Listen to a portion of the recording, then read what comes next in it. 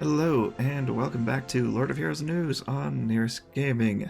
Apologize for the long delay in content again. I'm gonna try to get better about that in the next few weeks. But, that being said, let's get into a catch-up for all the stuff we got through January, including what dropped today. So the way they're going to be doing the Avalon Times is now going to be the Avalon Post. It's not going to be at the very beginning of each month, it's going to be sometime in the middle. This dropped around not around exactly, on the 15th, says right there. And we're not going to go over what the post said at the time because it's a bit irrelevant from when it was, because today's update reveal is everything that was in here, so we're just going to move on to that. More things that happened in an update a few days ago. Lucilica has a new Lunar New Year themed outfit. This dropped a few days ago. It is available currently. Here's the artwork for the normal and limited. And this is going to be available from, actually today, it dropped today, till March 1st. And currently starting today is the Lunarbler Hunt. This will be going through the 31st. You'll be able to get these rewards for it, including some nice link stones, crystals, get a bit of renown and gold, some accessories, one of which is general, one of which is for Lucilica specifically. And then we're going to have light and dark runes. Another thing that started yesterday is 15-day resolution going through the 9th of February. So you have approximately 20 days to do this. You have to log in for 15 days in a row, and you get a hefty amount of crystals for doing so. A total of 3,300, which is at least 2 11 pulls. Going to be getting some Plaza playtime starting on the 25th for a hefty amount of link stones. This will be going through February 8th. 50 total Unity Plaza friendly matches will net you these. Going to be a Lunar New Year special buff event starting tomorrow, Sunday, Monday, and Tuesday. Monday, it looks, will have crafting discount as well. Don't know why that's not specifically mentioned in the lower ones, but they will have these buffs. Energy cost in story regions and primeval halls will be reduced by 20% for those 4 days. You will be getting increase of 50% experience from noon to 1. From 1 to 2, you'll be getting 50% increased gold. Then from 8 to 9, 100% increased hero experience. And 9 to 10, 100% gold. And then from 8 to 10, the Mystic Beast appearance rate will increase for the Lunarbler. Now keep in mind, if you have daylight savings times, I believe these will all be reduced by an hour. So start them an hour before and end them an hour before, what they say here. If you haven't already, starting today, you'll get another set of 3 things to either purchase or get for free for the first one. First one will be giving you 100 crystals, 300,000 gold, 30 elixirs, 40 temporal threads, and 5 times 3,000 energy. Now on to the update details for this coming Thursday update on the 26th. Mentioned before, and they had a poll out to determine who would be getting balance adjustments.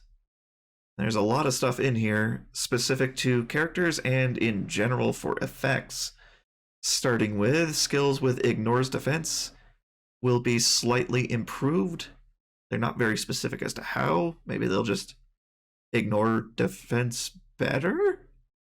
It's a little hard to tell how that would be better given it's implied that it ignores it entirely. How could you ignore something entirely more? But the affected heroes are on this list. Dark Charlotte, Dark Durhan, Light Beretta, everyone with an ignore defense effect on any of their abilities. Skills with damage based on defense will be slightly improved. That's a shorter list, but it'll be nice to see because I have several characters who are on this list that I have extremely high defense on that seem to not be affected by it all that much. Pretty sure my Water Lyn has somewhere over 4,500 defense and she still does barely anything. But the affected ones will be Fire Fram, Earth Vanessa, Water Lyn, and Fire Vanessa. The effects of Thorns will be slightly improved for playable heroes. This is nice because as far as I know, Thorns since the beginning has effectively worked just like it does on enemies. The only problem is that it does a lot of damage to player characters because they do immensely more damage, so it reflects more to player characters. when an enemy hits a player character with thorns, it does so little damage that the thorns damage is basically non-existent. The only two characters that can get it are Fire Duran and Light Olivia, so hopefully that sees an uptick in their damage a little bit. And now we get into specific character balance adjustments, starting with Dark Durhan. So his two abilities that are affected are his 1 and 3. Before, for his 1, attack selected enemy, 75% chance to inflict petrification for 1 turn if it's a crit. And now, additionally, it will do an increased 100% extra damage if the target is already petrified. And this is going to be similar for his burst. Attack selected enemy ignores defense, but now additionally it deals increased damage by 300% if the target is already petrified. We'll have to see how drastically that increases his damage output. He doesn't really get talked about much. I personally have never really used him except for the times in the obelisk where it says use him for one of the tasks. However, another thing to consider is he is the only character that is playable currently out of nearly 100 that even has petrification. So if more get added eventually, that will indirectly buff him if he is in a comp with others that can cause the petrification before he gets his hits in. Because if he has to do it himself and keep it on them and get more hits in before they remove or time out the debuff, that's going to be a bit difficult to capitalize on this new effect. So hopefully we get more petrification characters in the near future. Light Sulfi's getting balance adjustments. She's already had some in the past and made her decently better. This will make her even better than before. So there's only going to be one change, and it's going to be to her 1. So before, her 1 would attack a select enemy, increase her attack power by 10%, stacking up to 5 times, ending after a wave is defeated. And this would cap out at 20% per stack, netting you a 100% increase in attack. Now it's 25 per stack, but it only stacks up to 3 times. But it gets the same increase from levels as before, so it now caps at 35% per stack, which will now net you a 115% attack increase. So not only will this ramp up to a higher maximum, but it'll ramp up faster. It'll only take 3 hits from this instead of 5 to hit its maximum. It's just a net positive all around. I love this change. Dark Sulfi, the character you have to beat floor 50 of the obelisk to unlock, is getting an adjustment to her burst level ups. So before, it was attack all enemies, ignores defense, damage increases according to the user's speed, 30% chance to inflict confusion on the user. None of that has changed, but before, the levels were debuff chance minus 10% at the starting level and every other level, and then damage in between. So if you maxed it out at 6, it would remove the confusion altogether. But now, at level 6, it'll remove the confusion altogether, but instead of the intermittent debuff chance negatives, you get an extra 20% damage total. So I'd say this is a net positive. All it's really doing is adding 20% damage to it if you max it out, with the same effects from the removing the confusion at max as well. Fire Alev is getting some more in-depth changes because she's having some stat rearrangement as well as an effect added to one of her abilities. So before, her base health was 44-49. That's going to be dropping down to 38-75. Attack used to be 376. It's going up to 428. Decently sized increase there. Defense was 335. It is going down to 314. Speed was 99. It's going up a whole 2 to 101. So they're leaning her stats much more in the direction of a standard issue striker. Before, she had one of the lower end attack stats compared to other strikers. I think at level 60 it was around like 1,050 or 1,100 without Ascension. Now she's going to have much higher than before, just on base alone. She would also cap at like 11,000 health before, so she was more of a health tank, lesser DPS AoE striker. Felt more like a warrior, honestly. This will make her feel more like a striker in the traditional sense. And her burst, instead of healing her from damage based on the critical hit damage, she's the only one in the game that had this, it's now just going to heal her in proportion to damage dealt. Much simpler, much easier to feel out, just a cleanup more like. Water Alev, the actual warrior Alev, is having her normal skill adjusted. Before, it would attack the selected enemy and heal her in proportion to the damage dealt. Now it will additionally deal up to 3 times additional damage depending on enemy's maximum health. Not as much as other max health based damage, but still a nice addition, especially since all of her other abilities have the 5 times additional. So now every single one of her abilities does % max health damage. A lovely addition to increase her damage output. It'll help her do more, especially since she's a warrior. Earth Vanessa has some adjusted stats and her normal skill. The only thing that's going to be changing on her stats is her defense going up from 247 to 263. This will allow her to build more defense, which is good because all of her abilities scale off defense except for one, except for now where that is the case. Now all 3 of her abilities increase in damage according to her defense. Before it was just attack selected enemy, 60% chance to provoke for 1 turn, and increase her defense for 2 turns. Now it has the defense scaling as well. Earth 9 is getting one simple change, something that's been added to the game recently, and on one hero specifically. Now it's branching out into others. His burst attacks all enemies, increase the user's attack power, and generate a shield for 1 turn based on his attack power. Is now going to deal up to 100% additional damage when there are fewer targets, much like Water Dragon Knight Helga. Lovely to see. This will make this much more effective on single targets, and maybe make him more viable against water bosses. Oh, this is the best change out of all of them as far as I'm concerned. Dark Aslan. Much disappointment here, especially for how much he costs. That is going to be mitigated heavily by this change. You probably ought to read it there, but his 2, his active skill, the one ability that you primarily get him for, which heals the ally with the highest attack power for all of their health and also fully fills their action gauge. And if they are dead, it revives them as well. Beforehand, it was a cooldown of 6 turns and would get down to a 4-turn cooldown at max level and would receive a total of 70% increased burst gauge gain from level ups. Now, it does the exact same thing, but the base cooldown is 4 turns.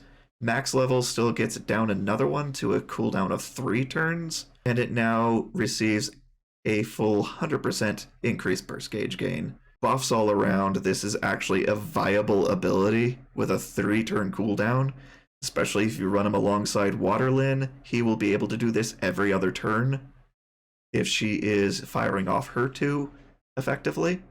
This makes this so much more usable and actually more enticing for the absurd price you have to pay for him. Light Johann is getting a bit of an interesting change. None of his abilities or stats are being changed, but one of his relics is being changed. So before, his Divine Relic, upon attacking, 50% chance to inflict 20% damage that ignores defense. This would cap at 80% chance. It is now going to, upon attacking, have a 40% chance to deal up to 2 times additional damage based on enemy's maximum health. This will help him with higher health targets, like bosses. I don't know how much difference this is going to make between the 2, because either you had the little bit of extra striker type damage, but now you're trading that off completely for max health damage, but only up to 2 times, compared to the 3 times and 5 times more commonly. This still caps at 80%, but it starts lower. However, tier 5 and 6 boost it more than before, so those are more valuable. It's hard to tell. I haven't really used them all that much in this kind of context, so I don't have as much insight into this. Gonna have to be a feel it out kind of thing. Earth Lyrae is getting the light sulfy treatment pretty much. Her 1, which gives her stacking critical hit damage, used to be identical in regards to Sulfy's 1, with the 10% per stack stacking up to 5 times, capping at 100 if you've leveled it, as it is 20% per stack from levels. And it's going to be the exact same as Light Sulfies as well. 35% crit hit damage per stack at max level, stacking up to 3 times, for a total of 115%. So faster ramping and more in the end. All around a net positive. Fire Rosanna, a paid fire striker. Not very unique in her abilities. However, her normal skill is being adjusted. Before, it was attack selected enemy and increases the user's speed and attack power for 1 turn. And now it is going to do max health damage, dealing up to 5 times additional damage, depending on enemy's maximum health. So that'll help that deal more damage. It's a bit weird to see this on non-bursts. This kind of thing is usually exclusive to bursts. It's interesting to see it branch out into other abilities, especially normals. Hopefully this sees her being more viable. One minor thing at the end here, auto battle AI adjustment to light Vanessa. It's going to be adjusted so that she prioritizes using her active skills even when allies have not taken significant damage. I get the feeling it might have been programmed to function like other Vanessas, the clerics, to only fire it off when they're lower on health to heal them. Light Vanessa's 2 doesn't heal, it only gives attack up and invincibility. So this will reflect more of what the ability actually does as far as context of when it's used, when the AI does it. The adjustment to Kanai's gift system is going to be changed into Avalon income statements. Going to be a pile of them floating here where Kanai usually brings her gifts. I'm going to tap this to see your income statements. Basically, they're switching Kanai's gifts into more of an idol accumulation thing, kind of like AFK Arena or other similar idle games. So this will just build up over time up to 24 hours. You're not going to not get anything if you're not logging into the game constantly. It's going to build up over time. You can kind of pick it up when you are able to. And you can also skip time with crystals. I don't know how effective of a use of crystals that's going to be. Probably better to use it on other things. Light Rashad is going to be the new hero of the month as on the Avalon post. He is a light sniper, and sadly, / not, I'm not sure anymore, he is paid only. It's just a little bit disconcerting when they say people were kind of annoyed with how much pay only characters there are, and they wanted to get away from that, and yet we're still getting one almost every month like before. But at least they're on the cheaper end now, although I say that it's $23 for a single character is not terribly cheap, especially for a mobile game. But anyways, you already know my thoughts on that if you've seen my previous videos. There's going to be a featured summon banner coming back on February 1st to April 1st. It's going to be our very first repeat banner. This one's going to focus on Light Siegfried, who was our first ever summon banner, apart from the contract summons. She is an excellent cleric, and everything she has scales off of health, so it's very easy to build her correctly and effectively. She can heal absurd amounts and block incredible amounts of damage. So if you're looking to pick up a really good cleric for your Linkstones, definitely aim for her. This is a little bit interesting. Going to be improvements to the Coliseum for friendly matches. I just remembered that they made changes to the Coliseum, and I haven't touched it since. I completely forgot to even look into that. But for friendly matches, heroes in friendly matches will receive a large boost to their action gauge when receiving damage, just like bosses do. And the match will automatically end in a draw once 50 turns are taken. Heavily emphasizing the fact that friendly matches are supposed to be quick. And this will make doing that event that's coming up much easier and faster. Going to be a new Obelisk season starting on the 31st of January. So we'll be getting new bosses and new effects. Certain bosses in the Obelisk will have extra skills added to them. Well, this is a little depressing, because we get all of these interesting new abilities that we're going to have to work around on bosses, but we're going to get none of these on actual playable characters for the foreseeable future. Like Freeze that they added on Waterloomy as a boss in the Obelisk, but she still doesn't have in her playable form, even though she's been in the game since the beginning. That still isn't a thing yet.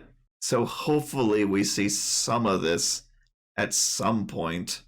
However, as far as debuffs are concerned, we have Scald. When a target is inflicted with Scald, damage taken from fire elemental attacks increases.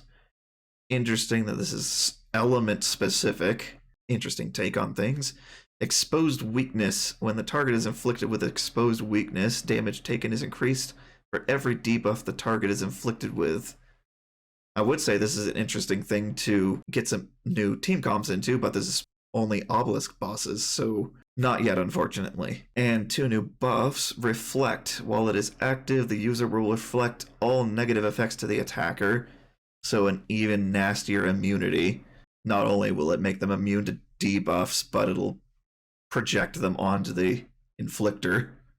That's going to be really interesting to work around, and hopefully not on too many of the bosses, because I see this as specifically anti-sap. So if you can't sap a boss as effectively, it's going to make things real difficult, especially in the higher floors. Endurance. When the user is granted endurance, damage taken in one attack does not exceed 10,000 damage. The effect also applies to true damage, aka Dark Blue Silica only, as far as I remember. Some of the bosses have had this as just a passive ability before, although I believe that capped it at 100,000 damage. This drops it massively. 10,000 on some of the bosses is nothing. Thankfully, though, these are buffs, so characters that can remove them, like Water Joshua, should be able to remove them, although given Reflect, I'm pretty sure removal of a buff can be resisted because it's technically counted as a debuff. I wonder if the Reflect can reflect debuff removal. That'll be interesting to see. On to normal events. Calamity's Bane, January 30th to February 12th. Add gifts for Temporal Threads, January 31st to February 28th. Obelisk Ascension for the new season, February 2nd to the 5th. And hero packages, $23, $22.99 for Light Rashad. He's going to be available from the 26th, this Thursday, on update completion to April 1st. Water Alev will be returning as a $38 package with the track of rewards based on her level. It's going to be available from Thursday after maintenance to April 1st. Fire Rosanna, $38, same deal, and same time period. Earth Vanessa, $23 in the same availability period. There's going to be more limited time packages after you complete certain tasks. Those who have defeated the Sea God in extreme difficulty, $8 for 3 random elemental soul stones. And then completing extreme difficulty, $23 for 10 million gold. That'd be a decent boost towards something like Dark Astrid. Although, again, that's only a 1/7 of what you need for her. Even less, actually. If you really, really need a lot of gold and you have money to spare, I guess go for it. Otherwise, I don't know that this is terribly necessary. There are also going to be alchemy banners for Light Rashad, Fire Rosanna, Water Alev, and Earth Vanessa for the entire duration of their run in the shop, January 26th to April 1st. Birthday accessory crafting is going to become available. Once a character's birthday comes up, they are going to have an accessory crafting banner for 120 temporal threads, with accessories specific to that hero having an increased drop rate. That is going to do it for Lord of Heroes news on Nyris Gaming. I will see you in the next video.